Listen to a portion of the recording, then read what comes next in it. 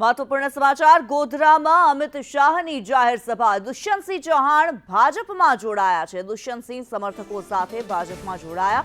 દુષ્યંતસિંહે 2 દિવસ પહેલા કોંગ્રેસને અલવિદા કહી દીધું છે। ગોધરામાં અમિત શાહની હાજરીમાં ભાજપમાં જોડાયા છે। ત્યારે કેન્દ્રીય ગૃહ અને સહકારિતા મંત્રી અમિત શાહ આજે ગોધરામાં જાહેર સભા તેમની યોજાઈ હતી અને દુષ્યંતસિંહ સમર્થકોની સાથે ભાજપમાં જોડાયા છે। હર્ષદ મહેરા વધુ વિગતો સાથે જોડાયેલા છે। હર્ષદ, આપની પાસેથી જાણવા માંગીશું, 2 દિવસ પહેલા જ કોંગ્રેસ છોડી અને હવે દુષ્યંતસિંહ ભાજપના થયા છે, શું માહિતી?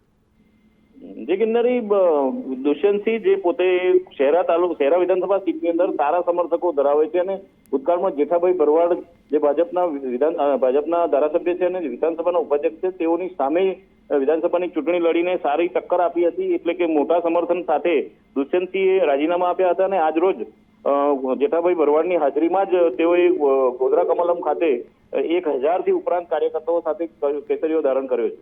જી કિન્નરી। જી ધન્યવાદ હર્ષદ આ માહિતી માટે।